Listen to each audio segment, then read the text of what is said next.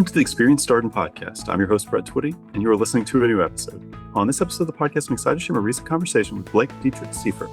Blake is a first-year student in our full-time MBA class of 2027, and she and I recently connected to talk more about her background, her decision to pursue an MBA, what led her to Darden, what she's enjoyed about her first year, Darden Cup, and so much more. I think you're really going to enjoy this conversation. And as always, if this conversation is helpful for you, please like this episode and subscribe to the Experience Darden podcast so you never miss an update. And remember, you can always check the episode description for links to Darden blogs, social channels, and more. And now, without further ado, here is my conversation with Blake Dietrick-Seifert. Blake, welcome to the podcast. Thank you. So excited to be here. It's great to talk with you. How's everything? How are you doing? Good. Doing really well. We have one more day of class in Q4. So caught me at a good time. Everything's winding down, but also bittersweet. Can't believe first year is over. I know. I've been talking to a few of your classmates. I think people feel like it's gone both very quickly and also a little bit slowly, too, all at the same time. Yes. I think this Q4 has flown by. The beginning of the year may be a little slower. Yeah. So well, tell us a little bit more about who you are and your background. For sure. My name is Blake Dietrick-Seifert. I graduated from undergrad in 2015, so I'm a little bit on the older side for my Darden class. But after graduating undergrad, I played professional basketball for about 10 years in the WNBA and overseas. And as my career in basketball was winding down, it felt like going back to school was the right way to pivot. We hear that word so much at business school, that pivot word. But yeah, using it as a career shift, a way to learn about industries I'd never been a part of or knew a lot about before. And Darden has been the best way to do that. I'm curious about your professional basketball career. Will you tell us a little bit more about that? For sure. I played for the WNBA. I played for the Atlanta Dream and the Seattle Storm. Overseas, I played and lived in Italy, Greece, Spain, France, and Australia. And then I also played for Team USA in 3x3 basketball, which is the newer format, Olympic format. I was fortunate enough to be an alternate for Paris. So I got to go and help the team prepare, and that was really exciting. I think Darden has taught me how much of that leadership and team building is applicable in any part of the corporate world and the working world as well. It doesn't just relate to sports. So I had more transferable skills than I think I realized when basketball ended. Well, that's cool that you got to go to the Olympics. What was it like being around for that? It was super fun. It was so exciting. And we were in the same hotel with the 5-on-5 teams, the men and the women. So really cool to just be around people at such an elite level, like living out their dreams. And so awesome to help the team prepare. We won a bronze medal in 3x3, so like very proud of that. Paris obviously is a great city, not too shabby. So yeah, it was a wonderful experience. Just felt really lucky to be there. So that's very cool. So that would have been back in 2024. How did you decide when was the right time for you to go back to school? I know it's hard when you put so much energy into something like professional basketball. Yeah, for sure. My body started to hurt a little bit. And then the Olympics really felt like a pinnacle for my career. And at that point, had done just about everything I wanted to do in basketball. I knew I wasn't going to do a whole nother 4-year Olympic cycle. So that felt like the right time. So it was around then that I started applying and applied to Darden and took my GRE and all of that really fun stuff. Was right after the Olympics. So that felt like the right time. What got you interested in Darden specifically? Yeah, my husband is in the military, so he was stationed in Virginia Beach. So I was looking to stay as close to him as possible. I also had a friend who's a second year. So Mac Hugan went to Princeton with myself and my husband undergrad and spoke so highly of his experience at Darden and the doors it opened for him and the academic rigor. And so we came up and visited, chatted with him. So those two things together, the proximity, but then also like Mac's experience really helped solidify for me that Darden was where I wanted to be. Yeah, that's very cool. So you come to Darden. You've obviously done a lot of things before you get here. I mean, it's incredible just to hear the number of countries you had a chance to play basketball in. What was the adjustment like for you to an MBA program? Yeah, it was incredibly challenging, but also really rewarding. I absolutely loved being in school in my undergrad program, but that was 9, almost 10 years ago.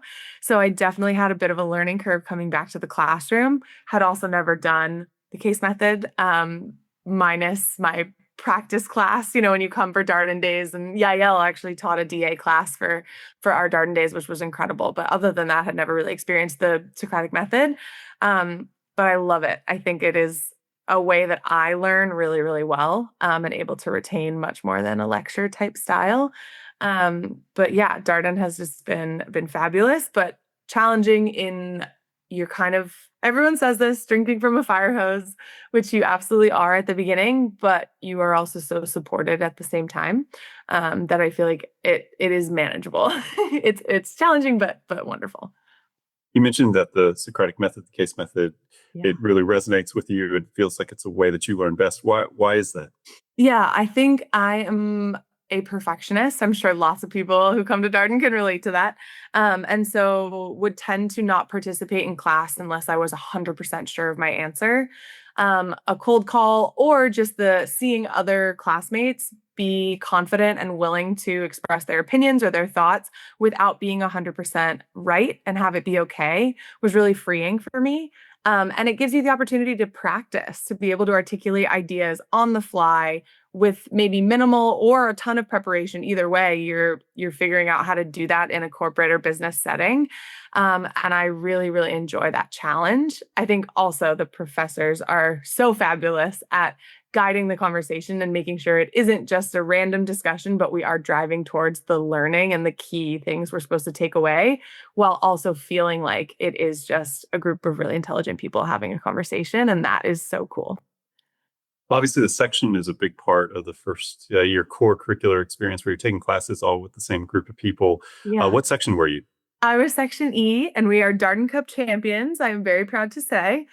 But yeah, my section, I jokingly posted we've just had the Foxfield races and we took a big Section E picture, and I joked that I have 70 plus like best friends now. And it's so awesome the connections that you build with the people within your section. And I think it advances your learning as well, being with the same people for all of core, because you become so much more comfortable with each other, and respect each other so much that you are able to speak more freely and let people make mistakes. And there's just so many positives about the section. I know they used to, I think many years ago, someone told me they used to swap you like halfway through the year, which definitely has its merits as well, meeting more people from your class. But I really love that you're with your section that whole time.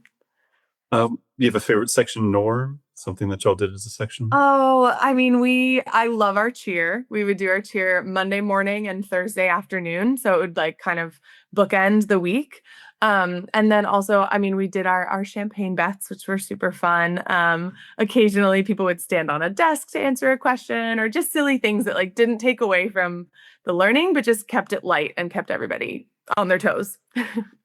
Yeah, but for folks who listen to the podcast, first year students at Darden have class Monday through Thursday. So Thursday is jokingly referred to as Darden Friday around here. Did you have a leadership role in your section? Yes, I was our Darden Cup rep. Surprise, surprise, with my sports background. But I found out and felt that it was much more about building community. I'm really glad we won. I'm very proud of that. But it was more about getting as many people from the section involved as we possibly could. And Darden does a great job of that through a variety of events with Darden Cup. I guess I should step back a little bit and explain what it is. We have the Darden Cup competition throughout the year, and you will compete with your section against the other sections, in different types of events. So they're not all sports, although they are all competitive. We have trivia, we have a talent show, and then we have basketball, soccer, cricket, some of those events as well.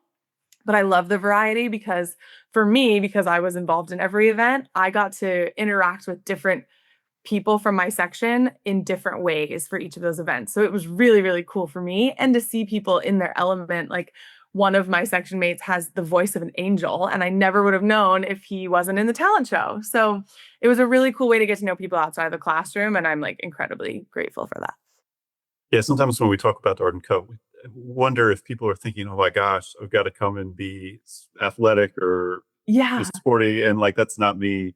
But there's so many other ways to get involved. Totally. And even like with the talent show, we had backstage, we had like stage runners and like show managers and all of those types of things. There's this ultimate relay. And one of the events is like Sudoku and a crossword. And so like one of my classmates is incredibly good at that kind of stuff. And so like she thrived there. So really, really cool. Yes, that everybody, an event for everyone. So what does it look like for you to be like chair of Darden Cup for your section? I imagine Yeah. it could be a bit of work. It's a bit of work, but it's so worth it. You're scheduling practices and you're trying to get participation as well. So attendance at the events affects your point total. And so you're trying to get everyone there, even as a fan, whether they're competing or not. So really just rallying the troops, making sure everybody is invested and excited. And I think just keeping a positive attitude, making sure it stays fun and doesn't get too intense, I think is a big part of it. And then working in conjunction with the VP of Darden Cup, who's like the second year who runs the whole thing. That part's really fun and was a way to build connection too between the classes. So yeah, a bit of work, but worth it. Very fulfilling. I have to ask, did you compete in basketball? I did. And the women of Section E were victorious. So I'm very happy about that. But yeah, that was a fun one. Did people give you a hard time being a former pro out there with people? A little bit. Yeah. One of the second years from Section A was like, "Don't cross me up, like, don't embarrass me." And I was like, "I promise I won't." But we had professional tennis players play in the racket sports event and semi-pro cricket players play, so I didn't feel too bad about participating. Oh yeah. No, it's incredible. Just the talents of all the people here at Darden. Yeah. I wondered about that, knowing that basketball's in the rotation. Yeah. So how have your career goals evolved during your time here at Darden? Yeah, I think I came in because Darden is such an incredible consulting school. I came in thinking that that was what I wanted to do. I ended up parallel pathing with my recruiting process. So I did consulting, but I also recruited very heavily with MGM, I'm sorry, general management. And I'm also in the media, entertainment, and sports club. So I was doing a little bit of that as well. But my goal with recruiting was to create a larger toolkit, broaden my knowledge, not go directly back into sports. I think somewhere down the line, I would like to make that pivot. But for now, I'm trying to gather as much information, figure out if there's other things that I'm passionate about. And so for my internship, I'm going to Vanguard, which is financial services in Philly, and it's a general management LDP. So again, a great opportunity for me to try different parts of the business, figure out where I might be able to fit. But throughout the recruiting process, I think I had a ton of support from Darden. They do a really good job with the Career Center and your second year coach who will help you throughout the process in whatever way you need. So yeah, overall, a great experience. You mentioned you had a parallel path. Can Mm-hmm. you say a little bit more about what that looks like? Because we talk with prospective students about how it can be important in a tighter job market to have not just a plan A, but also plan B, and maybe even a plan C, but you have For to sure. approach them all with energy. So what that look like for you? Yeah, that's a great question. I think I didn't really know what it would look like right away. And to be completely candid, I would describe consulting and investment banking kind of like a conveyor belt. There's like a very clear set of steps you need to follow. And for myself, I was a little bit on the fence at the beginning. So I jumped on the conveyor belt and then I jumped off and then I jumped back on. And that was okay very early on. But there will be like a cutoff point where you can't really do that anymore. So once I was in, I was in, and that conveyor belt kind of keeps moving. You're ticking boxes, whether that's coffee chats, beginning to case, going to case camp over fall break, like all of those things are very laid out. MGM is a little bit more choose your own adventure, still with plenty of guidance, but each company does things a little differently. So you really need to be coffee chatting early so that you're clear on which companies you want to invest in. And for me, just for example, that was like Kenvue, Johnson and Johnson, Dick's Sporting Goods, Vanguard, more because of alignment with like values rather than industry. So I was really casting a wide net in terms of those types of things.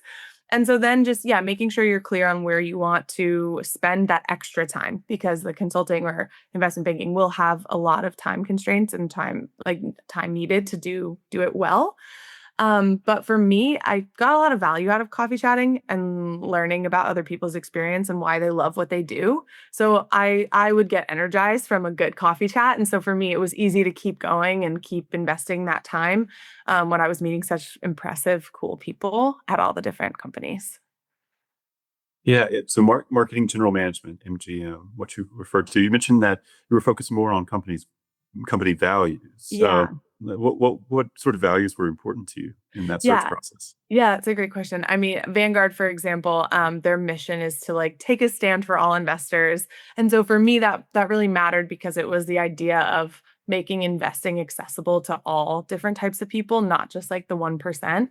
And so for a financial investing firm and a financial services company to have that kind of value system really resonated with me. I think I've always tried to be part of something that's working towards a goal or something greater than just myself. And so giving back to any type of community is really important to me. Obviously, healthcare companies are doing their best to do that as well. And then Dick's Sporting Goods is a really good example of a sporting goods company that also is just so invested in community and specifically youth sports. So obviously for me, that was like really cool and exciting. So yeah, just trying to find your personal connection. And I do think that helps as well when you're recruiting and selling yourself to the company because your why becomes really organic and really honest and authentic. And so then I think it works in both ways. You finding the right fit and them understanding why you are a good fit for them. Yeah, I think you're right. Right, that enthusiasm matters. Being interested in the company, Yeah. interested in the role, and being able to demonstrate say that sincerely. I think that that's a great point. Other things that you've been involved with outside of the classroom. Obviously, you talked about Darden Cup and being section leader for that is a big time commitment. Any other things that you'd want to mention here? Yeah, I was elected to I'm the VP of Darden Cup for next year. So I will be doing the big role of like managing all of it with Kat Gordon. So she and they've split it into two people will have the role, which is great. The other thing that is really important to me is I am the VP of Allies for the Darden Military Association. My husband is in the military.